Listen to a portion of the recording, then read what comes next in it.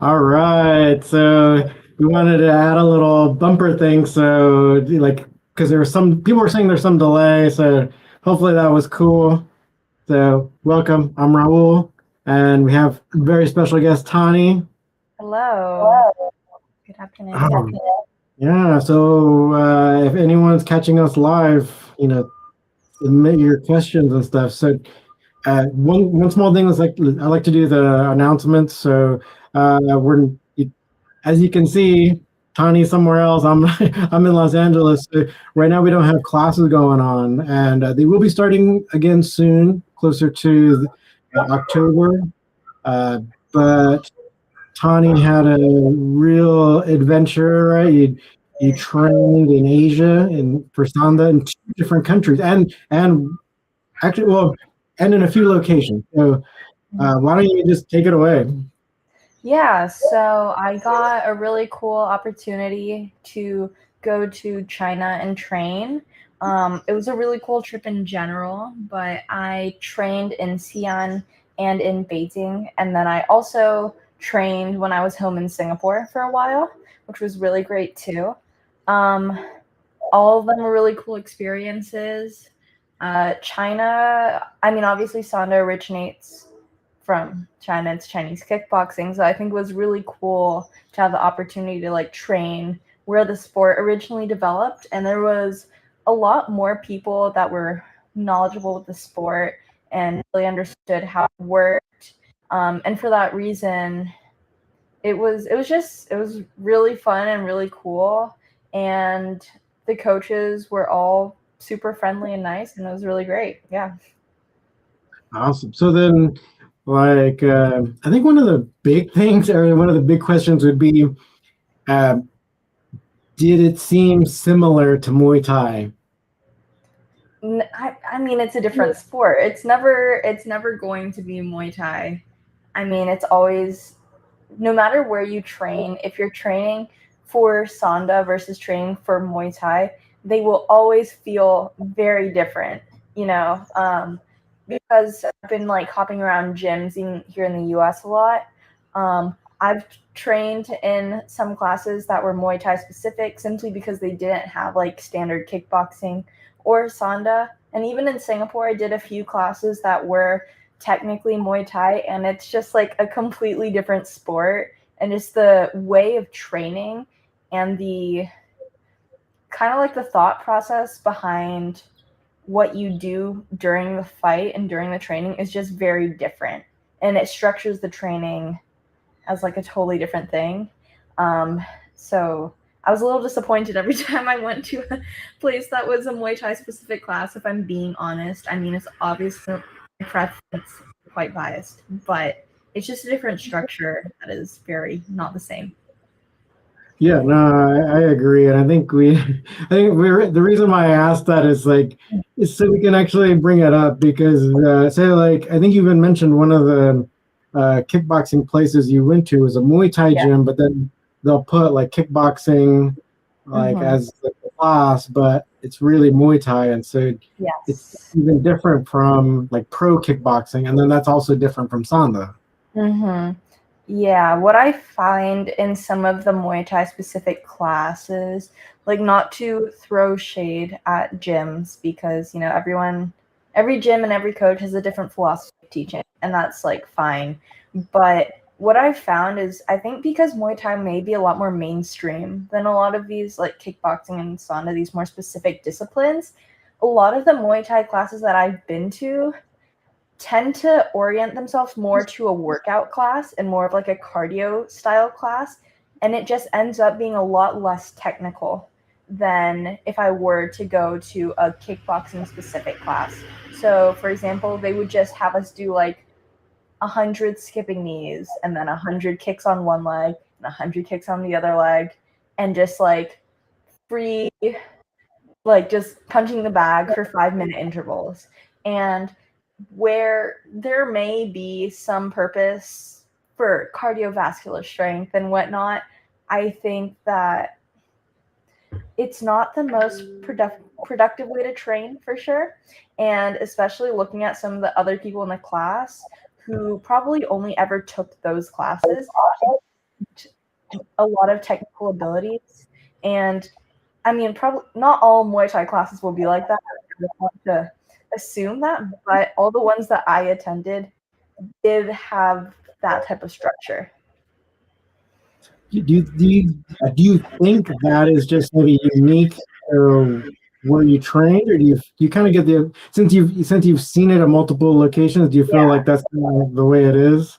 Like maybe even in Thailand, or I don't think I can assume that it's that in Thailand, but probably because it's so heavily marketed right now as like the cool sport to be in or the cool martial art, right? So maybe there's a lot of gyms that want to, like, this is all assumptions, like I don't really know, but maybe there's gyms that want to have Muay Thai because a lot of people are interested in it, but they don't necessarily have super high level experienced coaches in the field that were like actual Muay Thai fighters or anything like that. So a lot of the times it just becomes like, it makes me think of the like reels on Instagram of like Muay Thai workout training that I'll see is like the structure of the class, which in my mind, that's not why you go to an actual class. Like you can always do that at an open gym, or like if you have a bag, you can do that on the bag, but like that's not what I think the point of going to an actual class is. yeah. That's a good point because it reminded me of here in LA, we have this really famous boxing gym where Manny Pacquiao trained and all that. And I've been there, and really, it's like it's really inexpensive to like become a member. But if you become a member, you can use the equipment, right? But then Yeah. if you want to like go pro or be good, then you'll hire one of the trainers there to train you. But then you can always use the bags and stuff, right? So Yeah. Yeah. okay. Yeah. Interesting. Go ahead. Okay, so Mm-hmm. where was the first place? So then, okay, wait. So you had the tournament. We kept training, but then school let out for summer. Where was the first place you ended up training Sanda? Sanda, so first time I was training was in Xi'an, and I kind of just found this really small gym. I can't exactly remember how I connected with them. I don't know if it was me or not. I don't know, but it was this really little place, kind of in the middle of nowhere. But the coach that was coaching me, he was like a professional fighter in Sanda, and he did his like either bachelor's or master's in like martial arts, which I thought was really interesting. He was a really good coach. I thought it was really fun. I just did private lessons there. But I think I got to work on a lot of technical things that you wouldn't find in a kickboxing gym here. Like he had me focus a lot on doing my side push kick, but trying to make my technique a little more refined for it, which I think was very applicable for the style that I lean towards. I will say one of the issues, in a sense, I encountered when training in China is just the slight language barrier, because I speak Chinese, but I wouldn't say at the level that a native speaker would be. And I haven't spoken it for a very long time. And these coaches, especially in Xi'an, it's like more, it's obviously not rural because it's a massive city, but most people there did not speak any English at all. And there were a lot of phrases that I didn't know how to say, definitely Sanda specific phrases, or even just like explaining my experience and whatnot. And so that definitely pushed me to be a little more courageous with my Chinese speaking abilities. But it ended up being really great, and I got a lot better during the trip just because I basically had to push myself to speak, or else I wouldn't be able to say anything. So that was initially a little difficult, but I think I learned a lot from that experience just because it was so hard for me to communicate initially. But I really liked training there. It was a really cool gym. But I don't think they're very well known because it seemed like most of their people that train there are a lot younger. Yeah. Yeah, but it's all about that survival Chinese, right? It really helps you to remember. So I was pushed into getting better, but it worked. So Yeah. Yes, you said they were kind of focused on a lot of the side thrust kick stuff. Did they also go over like catching it and taking down, or yes, I mean, I kind of communicated to him that the wrestling side of Sanda is not my strength. So we mainly did focus on the kickboxing part just because I'm a lot better at that. But we did work on some of the takedowns, but they were generally just review of what I've learned with you in the past. But it was a good review for sure. I only trained there twice. So there wasn't like a ton of time to really learn a ton there just because there's only 2 days available. It was also super outrageously hot in Xi'an those days. Like it was 45 degrees C on one of the days, which is like 110 Fahrenheit. So it's like insanely crazy hot. So that added a crazy physical toll on my training because I was sweating outrageously. But I had a lot of fun, and I think I got some good experience there for sure. Awesome. So then, while you were still in China, and then you moved to Beijing, right? How was that? Yeah, so the gym that I went to there, it was definitely more commercialized. It was like inside of a shopping mall. And that gym was also really fun.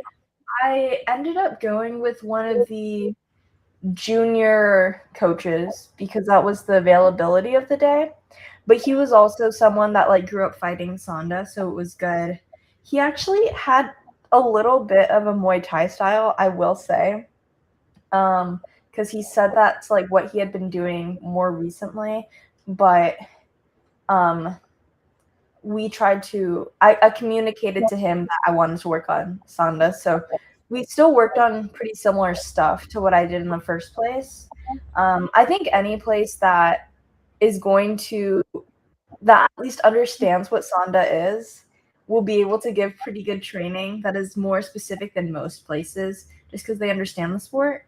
I unfortunately only got to train there once because I kind of got sick and was stuck in my hotel for 2 days, which kind of sucked. I would have loved to train more. I had like two other training days set up there, but I just couldn't do it. But I did spar with him, which is when I also found out they spar a lot harder in China. When you say light sparring, it doesn't feel very light, but it was still fun. And yeah, I think that was my favorite part of the training that day was just getting the chance to spar because I hadn't done that in a while at that point. I hadn't done it since like I had left school, so it'd probably been like a solid month. And the style of sparring definitely felt a lot more aggressive because we agreed that we were going to do very light sparring because we both didn't have mouthpieces, and very light sparring means a little bit of a different thing in China. Was that so? Like you sent video too? Was that in Beijing? Did I send you? I don't know if I have. I don't know which one I sent a video of. Okay, but it looked like you were doing pretty well. So it wasn't. I think I had a lot of fun, and that's obviously important. I like training anywhere, but it was a good experience. I think it was cool to see so many other people doing it too, because like otherwise like you never hear about Sanda here, and just to see how many places there were to train there, that was pretty cool. Yeah, no, it's like kind of sad where we're like this outpost, because like we even have like a the Wushu Taolu club, and Yeah, but like none of them do Sanda, and so unfortunate, very unfortunate. yeah, so we might feel alone, but in the world we're not alone. Yes, not alone at all. There's a lot of people that train, surprisingly. Yeah. Yeah, no, that sounds pretty cool. Mhm. Yeah, so a bit, yeah, so one small thing too. You reminded me of that. Where so when I was training in Beijing, yeah, we had the whole gym was full of Sanda practitioners, right? The whole gym space, right? So everyone doing it. So yeah, there are a bunch of people out there. It's just we're not the only ones. Yes, definitely. Okay, so then you moved to Singapore, right? Yes. Yeah. Yeah, I was good there. I was there for a good while. I was there for like 3 weeks, almost a month.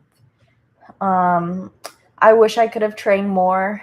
I just trained with Jeannie like twice a week because he really only has 3 days of availability, which is unfortunate because I would love to train a lot more, but only 2 of those days worked for me. So I was training like twice a week, which I think that's about the time where I started losing a lot of my cardio. But you know, I at least got to have some sort of consistency with training, and it was a lot of review of just like takedowns and whatnot, which I really need to review again because I think I may have accidentally forgotten most of them. Um, I tried to utilize them at the MMA class I've been going to, and they did not work. So I think I'm doing them completely wrong, and I need review. But I'll do that when school starts again. But it was fun. I did learn more techniques there. I worked on my spinning back fist a lot, which I never really thought about very much. I kind of just threw it when I panicked and realized I was standing backwards. But we worked quite a bit on that. I scared Jeannie quite a few times with my spinning back thrust kick because I kept missing, and that was kind of scary for him. I got to work on that one. Um, but overall, it was really good. I mean, I like being in Singapore, so can't complain. But I did wish I could have trained more. Yeah, yeah, no, it's always nice to be in Singapore. Yeah. Yeah, yeah. Well, we want to say hello to Jeannie. So, yeah, I spent a little time with him as well. He was nice enough to like show me one of his classes and stuff, and so I got a chance to talk to some of his students. So he was really gracious, and I really want to thank him for welcoming me into his class and stuff. So yeah. So did you get a chance to spar in Singapore, or is it mostly just technique? I was only doing private classes with Jeannie because his like actual class was like 7:30 to 9, and his place was like an hour away from my house, so I wouldn't have gotten back till very late. So I did not make it to that class time, unfortunately, and his Saturday class, which was a much more appropriate time, was fully booked. So unfortunately, no. We did a little bit of like kind of sparring, but it wasn't real sparring. Like he was still wearing mitts, so not entirely. Yeah. So yeah, we'll just like, especially when you get back, we'll just work on all that stuff and sharpen it, and keep it in front of your brains. And I need a lot. I definitely think one of my priorities is to work more on the grappling side because I think I am lacking in that substantially. okay, no, definitely Yeah. will. But I think one of the things is though, it's like fortunately you've. Oh, I think maybe some people they'll gravitate towards one of the parts of the spectrum, or the grappling or the kickboxing. Yeah. But I really think, and actually one of my coaches in China, he was one of like kind of like founding fathers of Sanda, and he always, well, in an interview he said you have to always remember that Sanda is kickboxing. It's a Yeah. kickboxing style, so you should be good at kickboxing, and then let that flow into your takedown and stuff. So Yeah. yeah, so I think you have that, and I think sometimes even like the kickboxing stuff could be more difficult, like to acquire. So it might feel right now. It might feel weird for you to do takedowns, but say sometimes people can like brawl and like maybe try to dive in for a takedown. But if you have like good kickboxing, then maybe you can knock them out on the way in, right? So I hope so. I've been training quite a bit since I've been back here, so hopefully that makes me more proficient. yeah. So you were able to find an actual kickboxing gym. Yeah. So I mean they do MMA too, but the kickboxing classes are very like just kickboxing, which is really nice. And the coaches like they didn't necessarily know what Sanda was, but I think sometimes it can be very irritating when coaches dismiss it because they don't know what it is.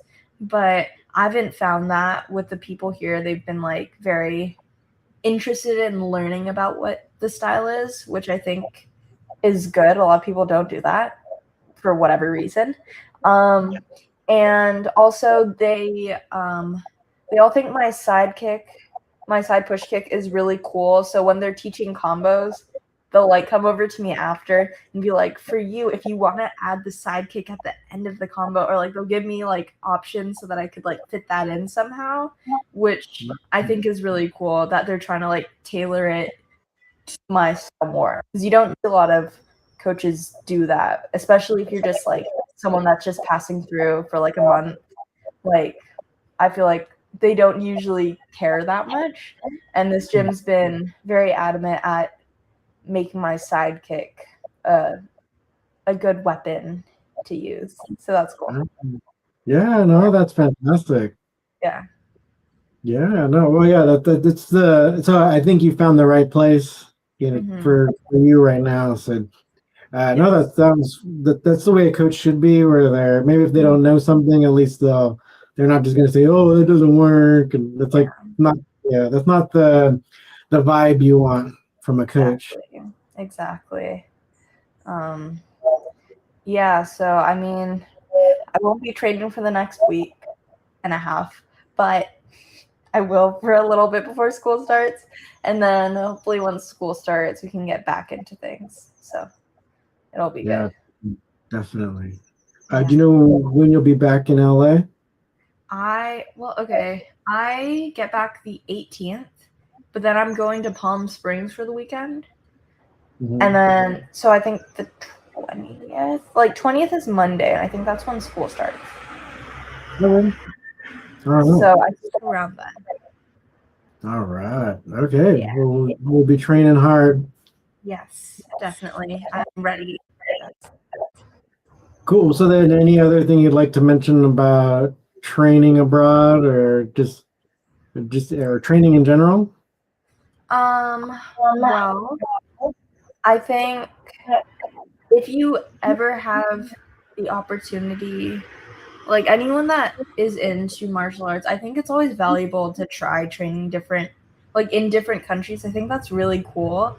And that's like such a good opportunity to not only understand like the sport better and see other sides of it, but also I think it's a really good cultural experience to just like you don't like if you're traveling somewhere and you're being a tourist, I think being able to train somewhere, you understand the people and the culture a lot more authentically when you're not interacting in like a touristy artificial sense. So take advantage of like being an athlete and a part of a sport to try and connect with different people. I mean, I think it's always cool to be able to understand different people's cultures better. And I think being able to train different places was definitely an outlet for that. Yeah, no, I want to emphasize what you just said because I've traveled a lot because of martial arts, and yeah, you're not just at the tourist site, not Mhm. talking to people. Right? You're actually Yeah. talking to people who actually live there, who have made martial arts a part of their life. So Mhm. they want to share and chat a lot. So usually it's like your automatic icebreaker. So you just Exactly. can be friends, right? And you can Mhm. talk about anything. And kind of like how you said earlier about like even I think people don't realize when we talk about learning language that Mhm. there's like even martial art language, right? So Yeah. yeah, so yeah, you got to see a little bit of that Yeah. Sanda terminology. Yeah. I was not very good at it. They really tried to teach me a lot so that at the point I could like understand what they were saying. Like I completely forgot it now, but like they were really trying to get me to do like a cross hook at the end of a combo, and they would say it in Chinese, and they taught me what it was. And every time they would say it, like at the end of my combo, they would like yell it, and I would just be so blank, like I have no clue what they're yelling at me. But I think it just takes time. But it was cool that I at least got to try to learn it. Yeah, totally, Yeah, totally. No, that's awesome. yeah. Yeah. All right. So actually, one thing. So I think one thing maybe we'll try to do is because I think either this Friday or Saturday, they're having the UFC Shanghai event. So I'll check Oh, it. Yeah. So they're having tons of Chinese fighters, and I know several of them have us on the background. So I think what I'll do in the meantime, like I'll look up to see which ones specifically yeah. have Sanda background, because even though, or just because they're from China doesn't mean they actually do Sanda. Yeah. But I know Yan Xiaonan, one of the women who will be competing, she was a Sanda champion. Okay, So cool. we'll definitely maybe we'll check out her fight and we can do like a recap or something. But there's several Chinese people fighting. So I'll look up to see which ones have that background. Hmm. Okay, cool. Yeah, let me know. I'd love to see Yeah, them. I mean, we have one comment here Mm-hmm. from Tino. Huh. Yeah, so as I look up Team Lakay in Baguio City, Philippines. That's our summer capital with cool weather. Excellence on the team training there. Yeah, they made a big impact at in one championship, and actually some of their fighters still fight in one championship. So that may be another place to train. So we got Sanda in China, and then Singapore, uh, Philippines, but then also even I think Vietnam is the Mm. Sanda's popular there. So maybe we can go to all the different places. Yeah, let's go on a field trip, hop in between all the countries. That'd be pretty cool. Yeah, that'd be awesome. Yeah. Let's uh, let's put that on the plan to Yeah. build so we can do these like travel training vlogs. Yeah. That'd be insane. Sounds good. Cool. So, any last thoughts? Um, ready for the school year to start. Ready to Yeah, get back to training. Um, I have to look out for when the next fights are that I could start training for. I don't really know what's coming up on the horizon, but I'll have to maybe do more research into it. yeah, we'll check it out because I think they're gonna do the Pan Ams, but then after Mhm. that, we'll see if they have anything in the United States again. Yeah, I mean, I saw that the Phoenix one is happening again, but that's like in a while. Yeah, Yeah. but yeah, we'll see because every once in a while they'll have one in San Jose, so we'll keep an eye out and Yes, we'll see what happens. definitely. Well, thank you very much for Thank joining me, and you for having me. yeah. All right, we'll say goodbye to everyone, and thank you Bye for bye. watching. Yeah. Yeah, see you next time. Yes, see you.